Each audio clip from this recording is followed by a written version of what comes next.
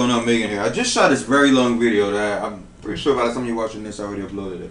About this crazy thing I discovered about if you want to put on a pound of muscle a month, all you really need to do is put on 15 grams of muscle a day, right? And it sounds stupid, like 15 grams of muscle a day. 50 grams of muscle a day only comes from 3 grams of protein, right? Because 15 grams of muscle contains about 3 grams of protein.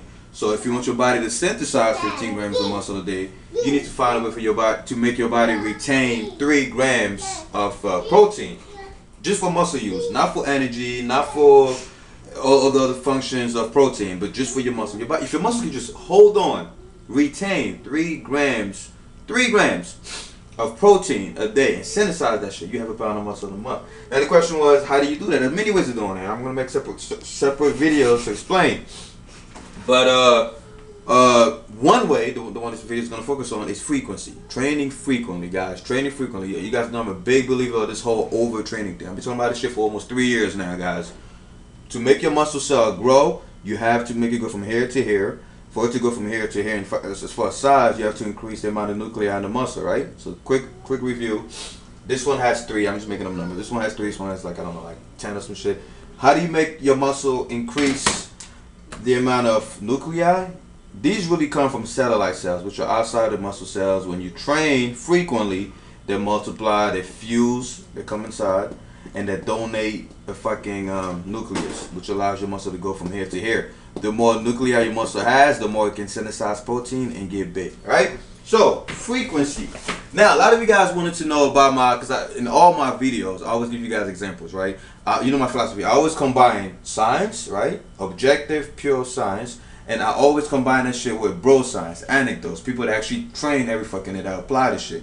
If you only look at science, you're looking at dudes that stay in the lab, don't really have any hands-on work. Even though they know what they're doing, they still don't have the hands-on experience, right? And if you only look at people who train, then there's a lot of anecdotes. There's a lot of, oh, I jump 3 times a day and my calves blow. You really don't know what's going to work for you. But when you combine both, you cut out what they don't have in common and you focus on what they actually share, right? This is my #1 technique for finding information.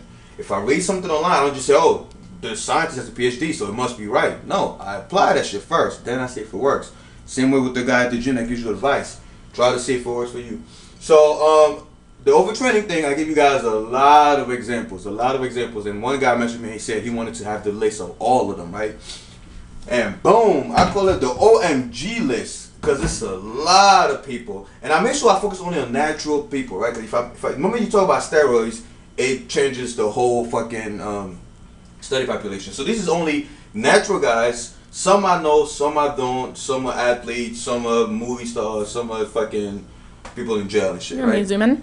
No, okay. I want to just read it one at a time. So, what I'm really gonna do is, because this list is long as fuck, I'm gonna start with one person. I'm gonna make a video for each person, right? So after this guy, we're gonna pause it and go to the second guy, third guy. Alright, first guy, boom. One of my friends called Eric, not my uncle Eric, one of my friends called Eric, right? Eric Gottlieb, that's my homie. He got in trouble, I'm not gonna say what he got in trouble with the law, and he got incarcerated. But before that, we used to work out. And he had really good, you know, like muscle building genetics, he grew really fast. So he got his new gains, got really big, but after a while he plateaued. He just couldn't grow anymore, which happens to, you know, to all of us. He gets, now mind you, he was lifting, he was benching like a lot of fucking weight, curling, all that shit.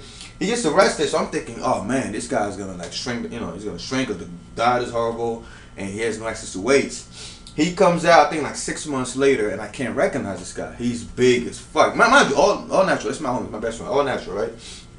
And I asked him, I remember this was in 2008 or 7, it's a long time ago. It didn't come back to my head until I started doing this research.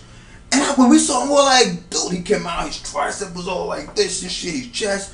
And I was like, how'd you get so big? Obviously, he didn't know because, you know, you don't look in the mirror when you're in prison, right? You just train. And he told me, he goes, I don't know, we just train every day. And I was like, what do you mean train every day? That's against what we thought at the time, right? Because, you know, we used to read magazines and it says once a week, chest Monday, chest day, whatever. He goes, we have nothing to do. We're in the cell all day. We only have like 1 hour of free time.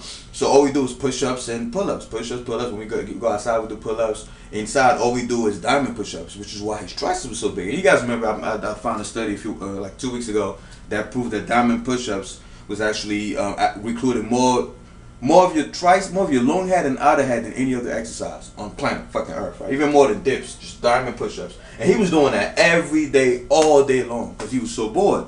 For 6 months, came out with his arm this big, right? Now, after that, obviously, he was out, so we went back to the gym and started training regularly. Back then, I wasn't bodybuilding. I was just, you know, fucking curling and shit. And he lost size. He lost size. And I said, how you losing size? At the time, we didn't know what was happening. Because we went back to a regular once-a-week routine. He went back to, like, chest day, back day, whatever day. And after that, he was small. He was still big, like cut, whatever, the way he looked before. But he wasn't as big as when he was in prison. And I don't understand until now, almost 10 years later, then I remembered, oh my God, man, it's that frequency thing, that everyday thing. But that's only Eric's example. How long's the video? 5:42. Alright, hold on.